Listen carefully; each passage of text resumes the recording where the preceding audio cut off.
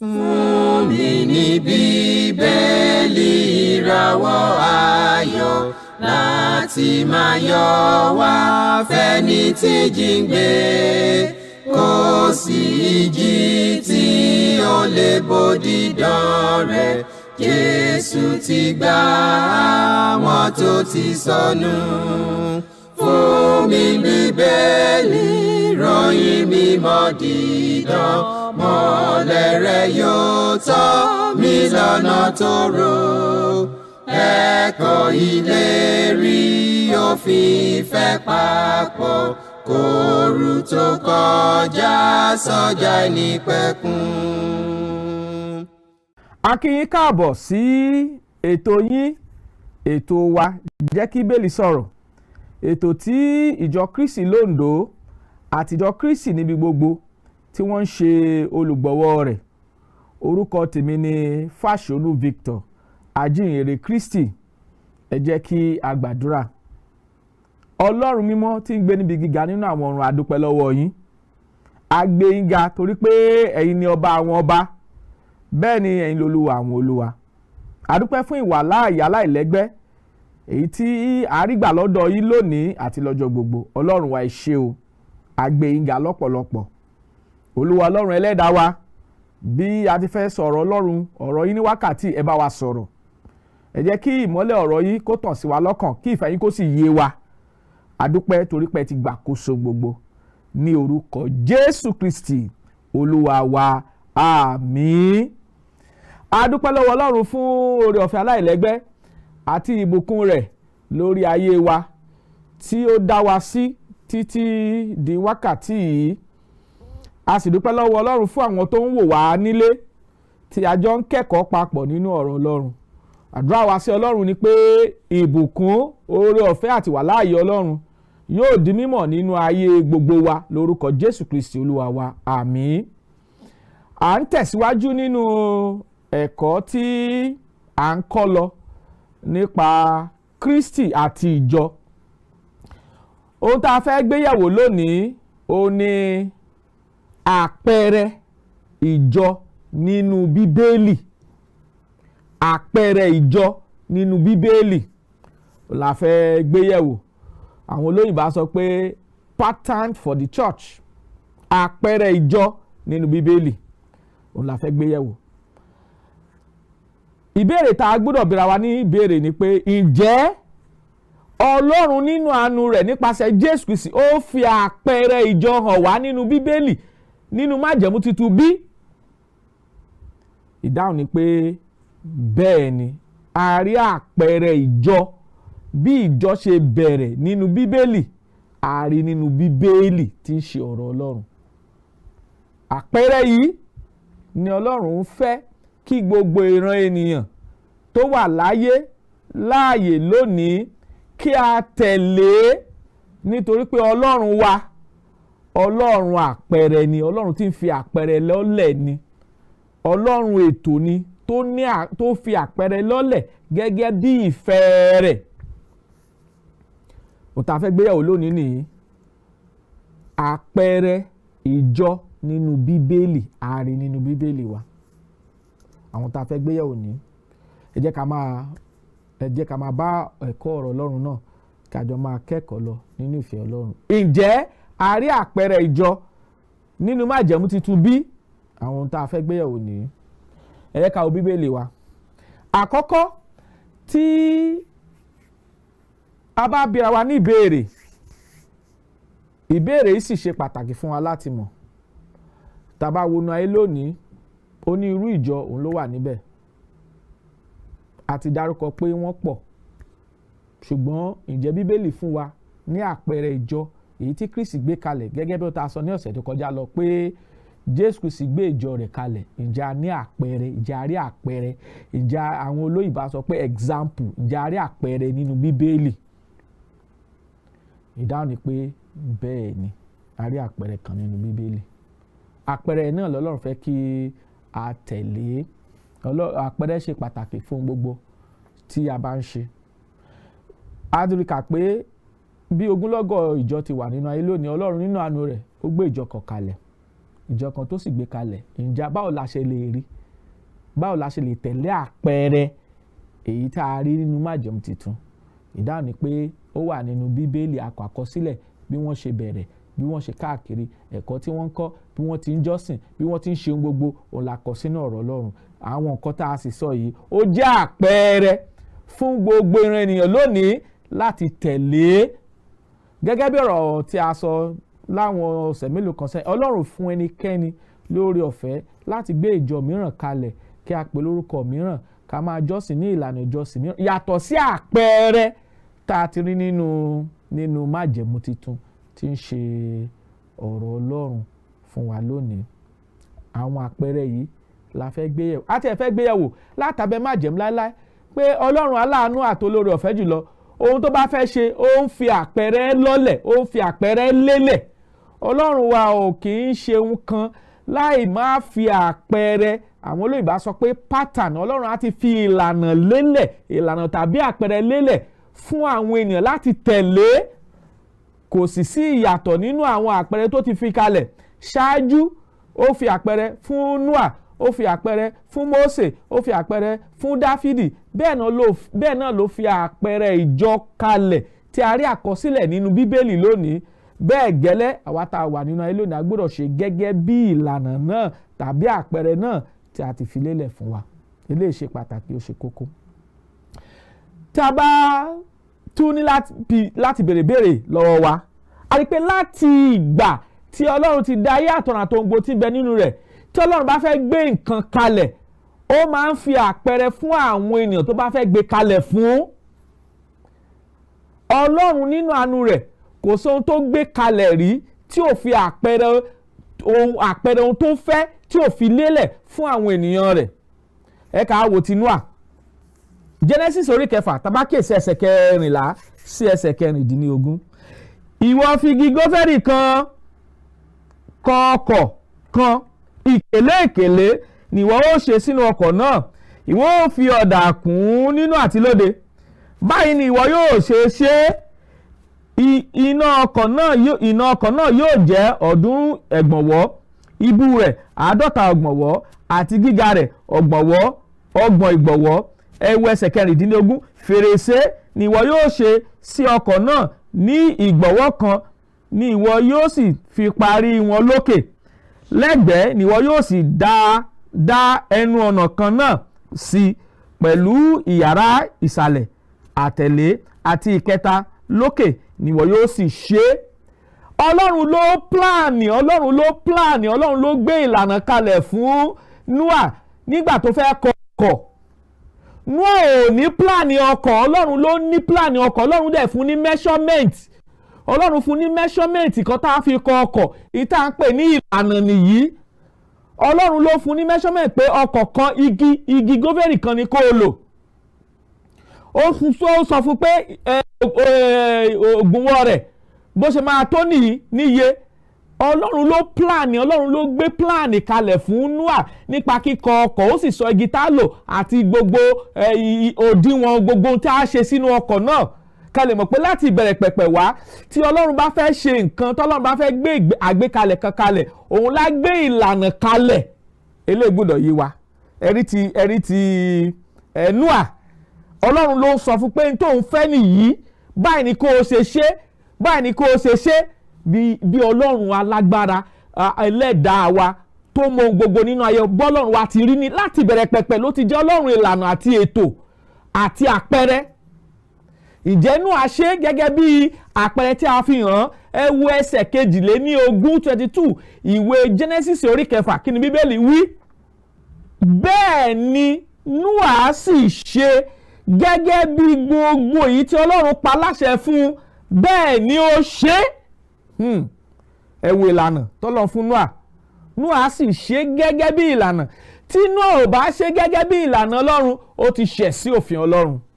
Eléyìí gbọ́dọ̀ yé wa. Ẹ ká tún wo ẹni èkejì.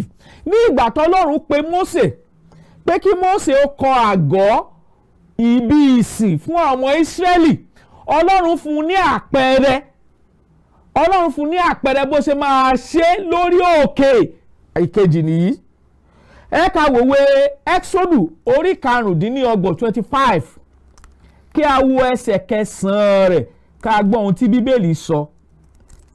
Ìwé Ẹ́kísódù orí 25 nígbà tá kíyèsí ẹsẹ̀ 9 rẹ̀ kí a gbọ́ ohun tí bíbélì wí. Ẹ gbọ́ o, ẹ gbọ́ ohun tó Olúwa wí o. Gẹ́gẹ́ bí gbogbo èyí tí mo ti fi hàn ọ́ nípa àpẹẹrẹ àgọ́ àti àpẹẹrẹ gbogbo ohun èlò inú rẹ̀, bẹ́ẹ̀ ni kí ẹ̀yin kí ó sì ṣe. Ẹ tún wò ó.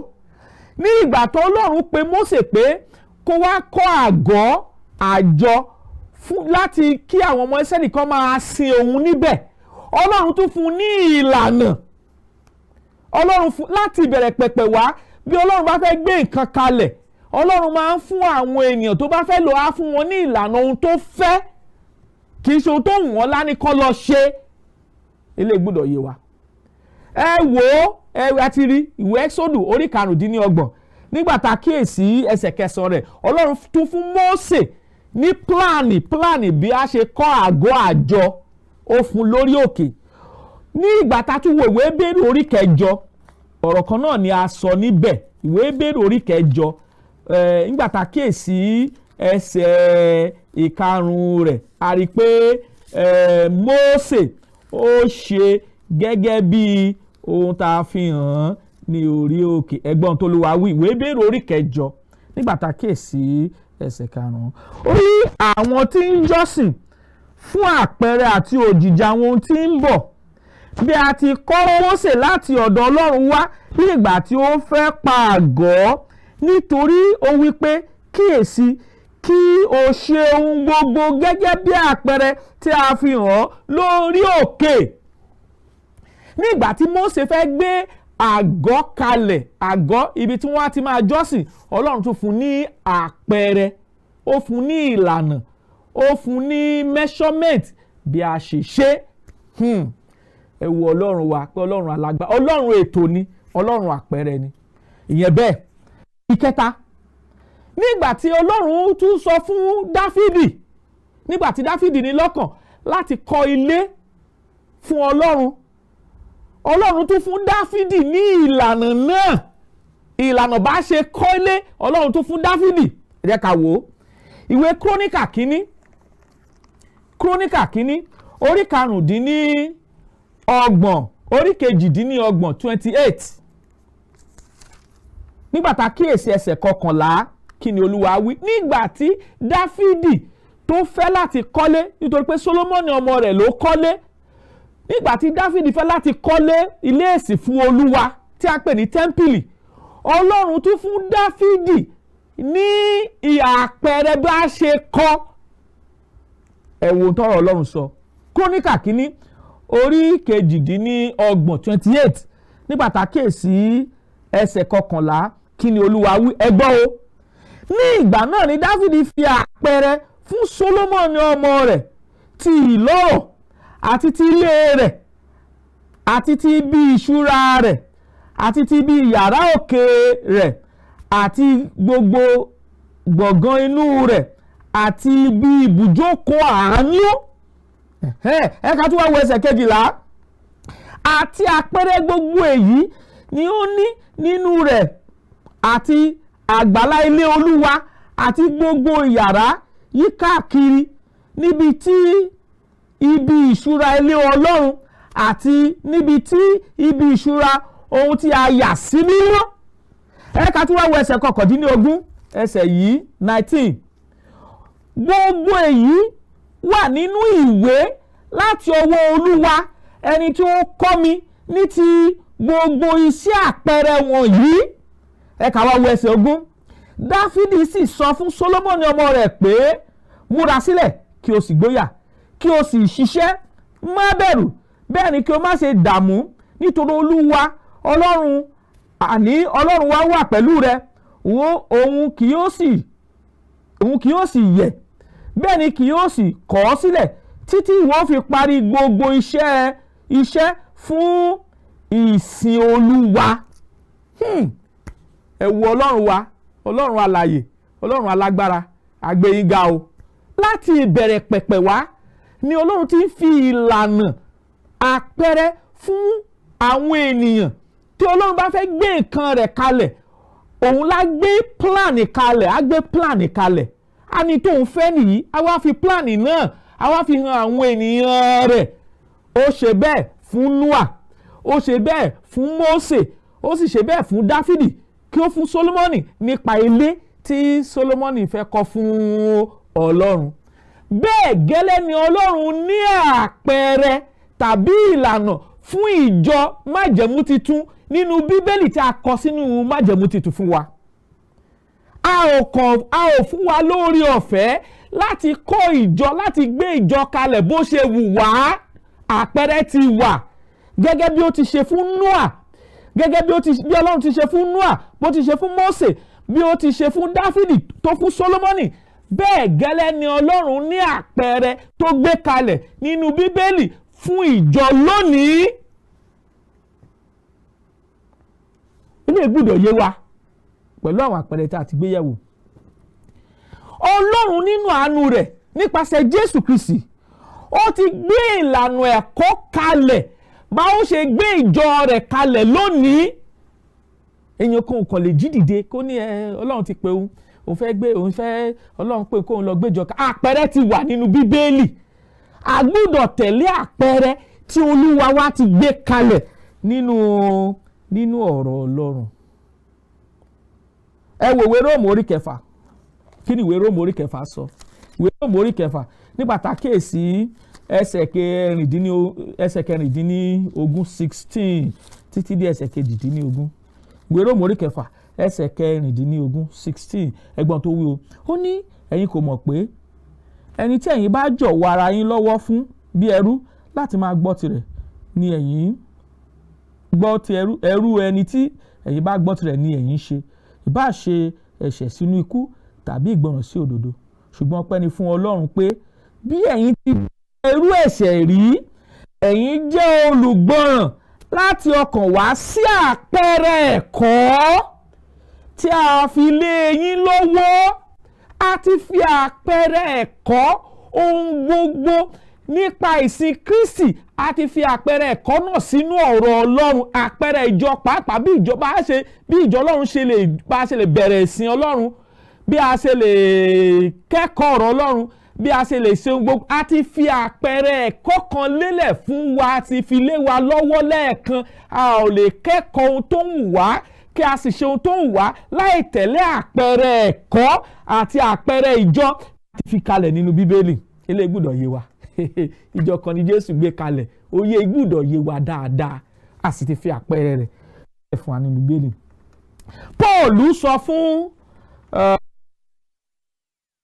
Tímótì pé ní ìwé Tímótì kejì orí 1 ẹsẹ̀ 13 pé kó di àpẹẹrẹ ẹ̀kọ́ tó yè koro, kó dìímú ṣinṣin. Ẹgbọ́n tó lọ́rọ̀ Ọlọ́run sọ. Tímótì kejì orí 1 ẹsẹ̀ 13 kí lọ́lọ́run wí. Tímótì kejì orí 1 ẹsẹ̀ 13 ẹgbọ́ ọ̀rọ̀ Olúwa.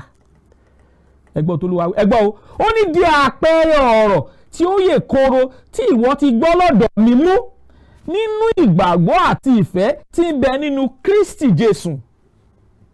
A ti fi àpẹẹrẹ ìsìn, àpẹẹrẹ ìjọ àti fi lélẹ̀ nínú Bíbélì tí ń ṣe ìjọ Kristi, tí ń ṣe ìjọ ti Kristi nìkan ẹyọ kan, àti fi lọ́lẹ̀ nínú Bíbélì.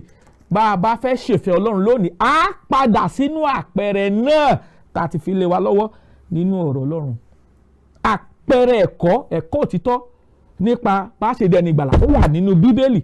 Nípa bá ṣe jọ́sìn sí Ọlọ́run tí ìsìn wa yóò sì jẹ́ ìtẹ́wọ́gbà ó wà nínú Bíbélì. Nípa bá ṣe gbé ìgbé ayé àlàáfíà ó wà nínú Bíbélì. Nípa bá ṣe máa rìn gẹ́gẹ́ bí ọmọ ìmọ́lẹ̀ ó wà nínú Bíbélì. Nípa ìjọ tọ́lọ́run gbé kalẹ̀ ó wà nínú Bíbélì.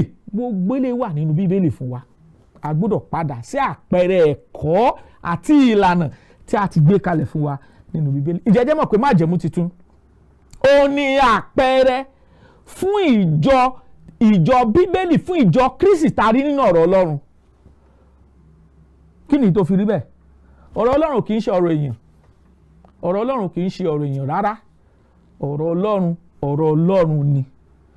Ọ̀rọ̀ Ọlọ́run a ti lè rí kà nínú ìwé Tímótì kejì orí 4 ẹsẹ̀ 14 sí 17 pé gbogbo ìwé mímọ́ ló ní ìmísí Ọlọ́run, ó sì dáa fún ẹ̀kọ́, fún ìbániwí, fún ìgbaniníyànjú nípa òdodo, kí ènìyàn Ọlọ́run lè pé tí a ti múra sílẹ̀ fún iṣẹ́ rere gbogbo. Ọ̀rọ̀ Ọlọ́run ti pé.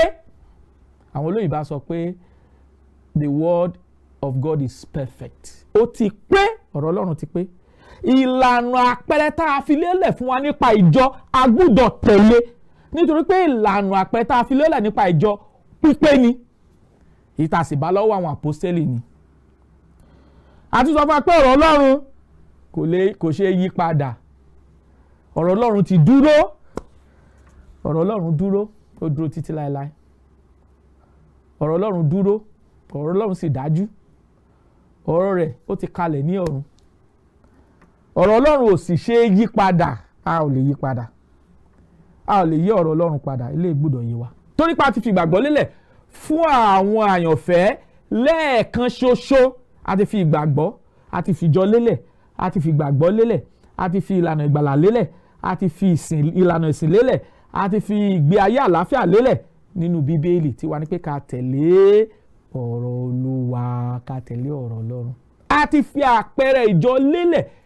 Àpẹẹrẹ ìjọ tá a sì fi lélẹ̀ òun ni ìjọ kan ṣoṣo tí Jésù Kristi Olúwa wa gbé kalẹ̀ fún ìgbàlà àti ìdáǹdè ìrun. Ọ̀rọ̀ Ọlọ́run sì wà títí láéláé, is everlasting. Ọ̀rọ̀ Ọlọ́run ní is the standard. Ọ̀rọ̀ Ọlọ́run ní òṣùwọ̀n fún wa lónìí, torí pé Jésù Kristi sọ pé ọ̀rọ̀ rẹ̀ ni yóò jẹ́ òṣùwọ̀n fún wa ní ọjọ́ ìkẹyìn. Ìwé Jòhánù orí 12 ẹsẹ̀ 48 John 12:48 ló sọ bẹ́ẹ̀ pé ọ̀rọ̀ wọn ni tí mo sọ fún yín òní yóò dá wa lẹ́jọ́ ní ìkẹyìn ọjọ́. Ọ̀rọ̀ Kristi sì ti gbé ìlànà ìjọ kalẹ̀ fún wa. A lójúṣe láti tẹ̀lé ìlànà náà. A rí pé lábẹ́ májẹ̀mú láéláé Ọlọ́run fún Ísírẹ́lì lófin. Lábẹ́ májẹ̀mú titun Ọlọ́run fún àwọn Kírísítẹ́nì lófin ìsìn àti òfin gbogbo. Nínú ìlànà ìsìn Kristi, nínú májẹ̀mú tuntun a lè rí ọ̀rọ̀ nípa ìjọ, bí Kristi ti gbé ìjọ kalẹ̀, bí ìjọ náà ṣe bẹ̀rẹ̀ ní Jerúsálẹ́mù tó lọ sí Jùdíà, tó lọ sí Samaria, tó sì lọ sí gbogbo àgbáyé. A lè sọ fún wa pé ìjọ tá a rí nínú májẹ̀mú titun ẹyọ kan ni. Òun ló bẹ̀rẹ̀ ní Jerúsálẹ́mù, òun ló lọ sí Jùdíà, òun ló lọ sí Samaria, tó sì lọ sí gbogbo ilẹ̀ gbogbo àgbáyé nígbà. Wọ́n sì kìlọ̀, àwọn àpọ́sítélì sì kìlọ̀ pé kò yẹ kí ìyapa ó wà. Ṣùgbọ́n ìyapa ti wà nínú ayé lónìí nípa iṣẹ́ Sátánì. A gbọ́dọ̀ padà, tá a bá nífẹ̀ẹ́ ọkàn wa, a gbọ́dọ̀ padà sínú ọ̀rọ̀ Ọlọ́run. A lè jẹ́ kí a mọ̀ pé òfin májẹ̀mú láéláé pàápàá ti kàn mọ́ àgbélébùú. Ìwé Kólósè orí 2 ẹsẹ̀ 14 ló sọ fún wa bẹ́ẹ̀. A ti kan gbogbo òfin májẹ̀mú láéláé, a ti kàn mọ́ àgbélébùú, kò lágbára lórí àwọn ọmọ Ọlọ́run mọ́. Òfin Kristi la wà lábẹ́ rẹ̀ lónìí, a ò sí lábẹ́ òfin Mósè. Ilé gbọ́dọ̀ yé wa. Ìjọ Kristi tá a rí àpẹẹrẹ rẹ̀ nínú Bíbélì àti sàsọtẹ́lẹ̀ rẹ̀ lábẹ́ májẹ̀mú láéláé, ó sì wá sí ìmúṣẹ ní májẹ̀mú titun. Ilé gbọ́dọ̀ yé wa. Ìjọ Kristi kan la rí nínú Bíbélì, ẹyọ kan ni. Ẹyọ kan la rí nínú ọ̀rọ̀ Ọlọ́run, kò pé méjì, kò pé mẹ́ta.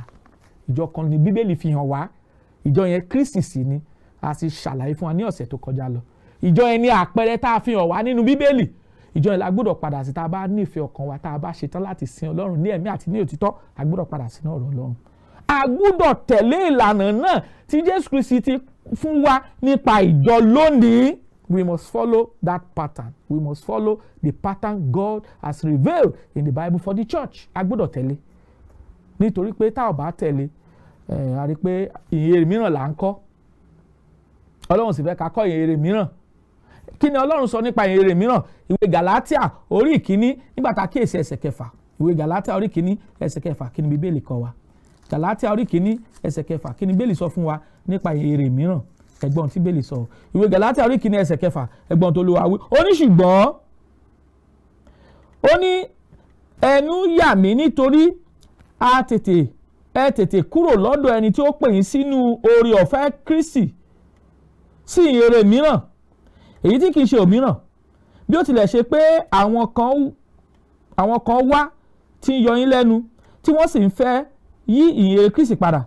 Ẹ gbọ́ ó ní ṣùgbọ́n bí ó bá ṣe àwa ni tàbí áńgẹ́lì kan láti ọ̀run wá tí ó bá wàásù rere mìíràn fún ìjọ èyí tí a ti wàásù fún yín lọ, jẹ́ kó di ẹni ìfibú. Ẹ wo ẹsẹ̀ 9. Bí a ti wí ṣáájú, bẹ́ẹ̀ ni mo sì tún wí nísinsìnyí pé bí ẹnìkan bá wàásù rere mìíràn fún ìjọ èyí tí a ti wàásù fún yín lọ, kí ó di ẹni ìfibú. Ìwàásù rere kan, ìjọ kan àti filọ́lẹ̀ nínú ọ̀rọ̀ Ọlọ́run. Paul wá ń sọ fún àwọn ará Gálátíà pé bí a bá wàásù ohun mìíràn, bí áńgẹ́lì kan bá wá láti ọ̀run tàbí ọ̀kan nínú àwa tó wá sọ ohun mìíràn yàtọ̀ sí ìta ti wàásù fún yín, ó ní kó di ẹni ìfibú. Ẹ mọ̀ tí wọ́n pè ní ìfibú ni ẹni ìyàsọ́tọ̀ fún iná. Ìfibú ló ń jẹ́ bẹ́ẹ̀. A gbúdọ̀ dúró nínú ẹ̀kọ́ àti ìlànà tí Jésù Kristi Olúwa wa ti gbé kalẹ̀, tó sì gbé kalẹ̀ fún àwọn àpọ́sítélì àtijọ́ tó ti gbé kalẹ̀ fún wọn. A gbúdọ̀, torí àpẹẹrẹ ìjọ náà la gbúdọ̀ tẹ̀lé bí a bá fẹ́ di ẹni ìgbàlà.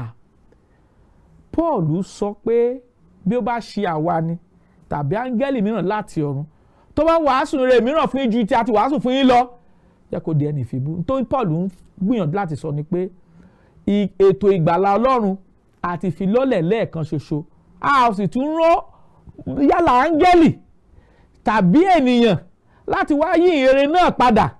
Bí a bá yí ìrere náà padà, ẹni tó yí ìrere náà padà àti ìròyìn tó gbọ́ nípa bí a ṣe lè yí ìrere náà padà yóò di ẹni ìfibú. Ìkìlọ̀ ní fún àwọn tó wò wá nílé, jẹ́ a padà sínú ìfẹ́ Ọlọ́run. Bíbélì àti kì wá nílọ̀ pé a kò gbọdọ̀ yí ìrere Kristi padà. A gbọdọ̀ dó nínú ìrere náà. A gbọdọ̀ dó nínú ẹ̀kọ́ Kristi. Jòhánù 2 ẹsẹ̀ 9 sí 11. Ó ní ẹnikẹ́ni tó bá rí kọjá tí ò dúró nínú ẹ̀kọ́ Kristi kò gbà Ọlọ́run. Ẹni tó bá dúró nínú ẹ̀kọ́, òun ni ó gba bàbá àti ọmọ. Bí ẹnikẹ́ni bá tọ̀ yín wá tí kò mú ìrere tọ̀ yín wá, má ṣe gbà á sílé, bẹ́ẹ̀ ni ẹ kò gbọdọ̀ kí. Ẹni tó bá gbà á sílé, ó ní ọwọ́ nínú iṣẹ́ búburú rẹ̀ àti kì wá nílọ̀ rẹ̀. A sì gbúdọ̀ jà fitọ̀fitọ̀ fún ìgbàgbọ́ tí a fi hàn wá lẹ́ẹ̀kan ṣoṣo. Ìwé Júdà ẹsẹ̀ 3 ló sọ bẹ́ẹ̀. A kò gbúdọ̀ yọ kúrò, bẹ́ẹ̀ ni a kò gbúdọ̀ fi kún ọ̀rọ̀ Ọlọ́run tí a ti kọ́ wa. Ìwé Deuteronomy orí 4 ẹsẹ̀ 2, ìwé Òwe orí 30 nígbà tá a kíyèsí ẹsẹ̀ 4 ìkarùn sí 6, àti ìwé Ìfihàn orí 22 ẹsẹ̀ 18 sí 19. Ìjọ Kristi a lè mú padà bọ̀ sípò lónìí. Tá a bá fẹ́ mú ìjọ Kristi padà bọ̀ sípò, a tẹ̀lé àpẹẹrẹ tí a rí nínú Bíbélì, kí gbogbo wa padà sínú àpẹẹrẹ tá a rí nínú ọ̀rọ̀ Ọlọ́run. Ọlọ́run á wà pẹ̀lú wa, á sì kọ́ wa mọ̀ ọ́ ṣe. Ọlọ́run fẹ́ ká mú ìjọ Kristi padà bọ̀ sípò. Ní ibikíbi tá a bá wà, a lè ṣe bẹ́ẹ̀. A lè padà sínú ọ̀rọ̀ Ọlọ́run. Àdúrà wa sí Ọlọ́run ni pé Olúwa yóò fi ìmọ̀ rẹ̀ àti oore ọ̀fẹ́ àtẹ̀mí rẹ̀ yóò fi fún wa láti ní òye láti padà sínú ọ̀rọ̀ Ọlọ́run. Ọlọ́run yóò sì kọ́ wa mọ̀ ọ́ ṣe. Inú wa dùn, ayọ̀ wa kún pé ọ̀rọ̀ rẹ̀ ń jáde pẹ̀lú ọwọ́ agbára. Ògo ni forúkọ Olúwa. Olúwa yóò máa ràn wá lọ́wọ́ lórúkọ Jésù. Tí ẹ bá ní ìbéèrè tàbí ẹ̀bẹ̀ àdúrà fún àwọn kan wọ̀nyí tí ẹ ti gbọ́ lónìí, àwọn nọ́mbà tẹ́ ó pè wá sí nìyí: 08057444902 tàbí 08065717023. A ó tuntun nọ́mbà náà pè fún wa: 08057444902 tàbí 08065717023. Kí ìbùkún, ìwàláàyè, àlàáfíà, ojú rere Ọlọ́run kí ó máa bá wa gbé lórúkọ Jésù Kristi Olúwa wa. Àmín. Fún mi ní Bíbélì ìràwọ̀ ayọ̀ láti máa yọ̀ wá fẹ́ni tí jíǹgbé. Kò sí ìjì tí ó lè bòdì dán rẹ̀. Jésù ti gbà àwọn tó ti sọnù. Fún mi Bíbélì ìròyìn mímọ́ dídán. Mọ́lẹ̀ rẹ̀ yóò tọ́ mi lọ́nà tòrò. Ẹ̀kọ́ ìlérí òfin ìfẹ́ papọ̀. Kóòrù tó kọjá sọ́jà ìnípẹ̀kun.